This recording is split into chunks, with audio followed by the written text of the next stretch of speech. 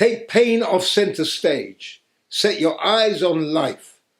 Most people reading this book or watching this video have either experienced trauma or witnessed it in other people close to them. They have either found out that they have a serious illness or they are already dealing with one. They may be in a wheelchair or living in a bed. Maybe someone close to them is very ill. I remember taking care of a chronically ill child in one of the most draining and difficult challenges that parents can ever face. They pour their hearts and soul to make sure that their child gets the best treatment. Meanwhile, the biggest obstacle for a doctor or surgeon who is trying to treat a patient is the patient giving up hope. Never give up hope as long as you are alive.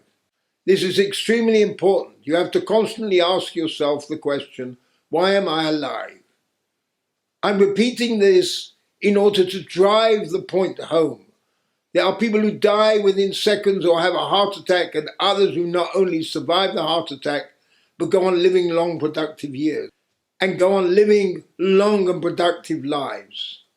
A close member of my family developed a certain type of cancer which was said to be incurable, and there was nothing anyone could do about it. It happened at a time when they did not have the equipment and knowledge they have today. Yet, she had 2 operations, and thank God she survived and is still living today. The reason why she survived was that she had absolute belief in life. Every hour in her life was a gift. Every day is a far bigger gift.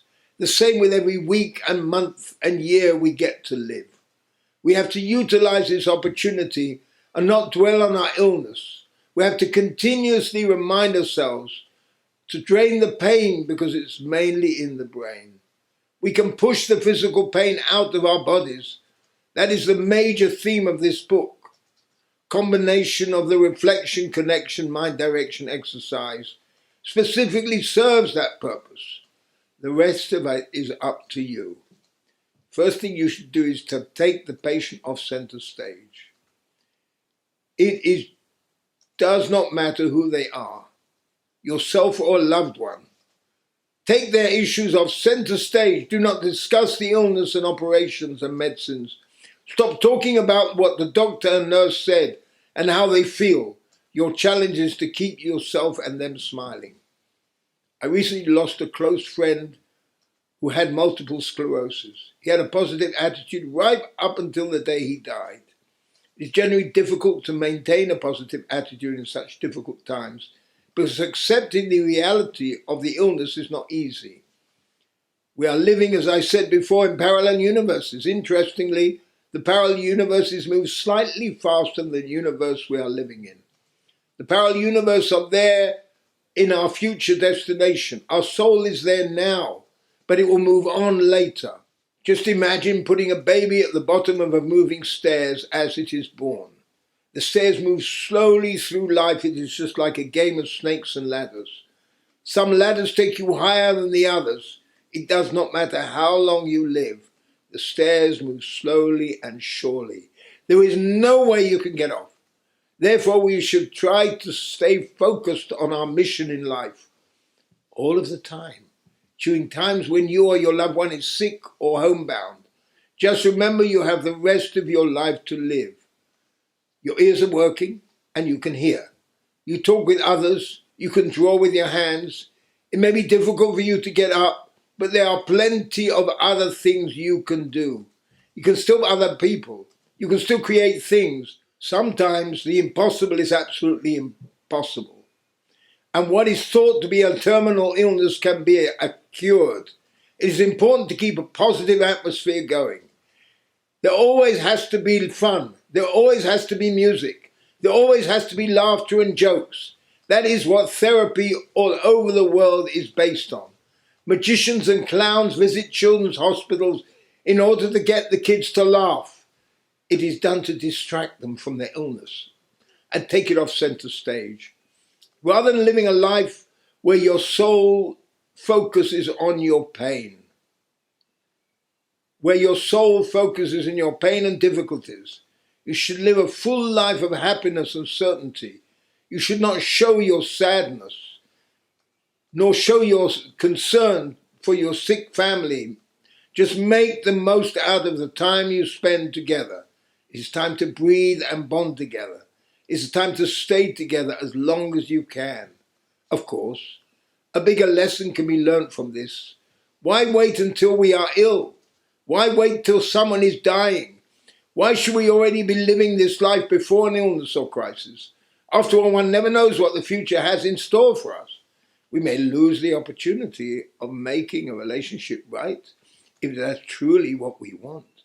At the end of the day, life is short, and no one knows what the next moment will bring. No one gets out of this world alive, and we all know that. The awareness is there, and as long as we have this awareness, we can handle anything. With that said, families should try to carry on as if their little ones are not ill. Obviously, this applies to any other member of the family. You should look after them and give them all the assistance they need. However, your main job is to try to give them life. It is like living each day as if you would be leaving soon. You have to imagine that you're going to travel to another country, but have to prepare by making sure that your relationships are strong. You should thank the divine for all of the memories you have made. You can always do that while lying in bed in between people coming and visiting you. Do not concentrate on your illness and dying. Do not concentrate on depression. Just rewind the video of your life and edit out all the negative scenes. Relive the memories that made you laugh, smile, and feel good. Also, do not forget to drain the pain, because it's mainly in the brain. Keep saying that to yourself. It is extremely powerful. But another additional and important thing is that we suddenly might lose somebody close to us. A tsunami hits our life and a wave of shock comes in. Somebody gets killed in an heart attack. He suddenly gets killed in an accident or a terror attack. Suddenly he's gone. Completely unexpected. No time for separation and closure. And now how do you deal with it? You've got to have separation. You have to have closure. But there's something even more important. Always imagine that what you're saying now is the last words you're going to say. Always remember what I'm saying. I met a woman in New York who has a fantastic story. When she was a girl of 16, they were rounded up by the Nazis and hurried to go to the train, the cattle trucks, to take them to the concentration camps.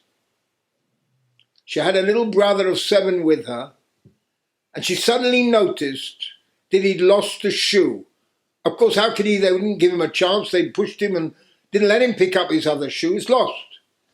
So, being a 16-year-old, she started to scream, "When will you grow up? Where am I going to find shoes for you now?" And started to shout and scream at him. Of course, the little boy was shattered. I mean, what's he going to do? He was very upset, but he didn't have a shoe. And his sister was shouting at him. Well, a few hours later, they arrived at the concentration camp. She was taken to work because she was still young and fit. Her younger brother was taken straight to the gas chambers. Gone. And for the rest of her life, she regretted that that was the last thing she said to him. And then she started and promised herself while she was in the camp that she will encourage as many people as possible to be careful, because what you say or you do might be the last thing that you can say or you do. Either they remember you like that or you remember them like that. It can happen both ways. And now she's running an organization which encourages people to realize that. What's the point of getting angry? What's the point of being right?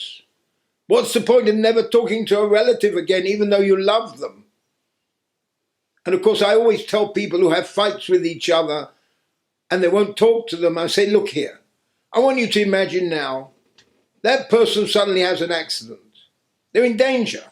What would you do? Even though you don't speak to them and you're angry with them, you'd still run to them, to their side, and you still want to try and be with them, but it might be too late to make up. So why do we have to have these fights? Why do we have to get angry with anybody? If we love them, stay close to them. Restrict. Go into restriction. Hold back. Think through calmly before you come to a decision. Let the anger fade away. Might take a couple of hours or a couple of days, but don't say anything. And then put all of this into perspective. I promise you, it will change your life.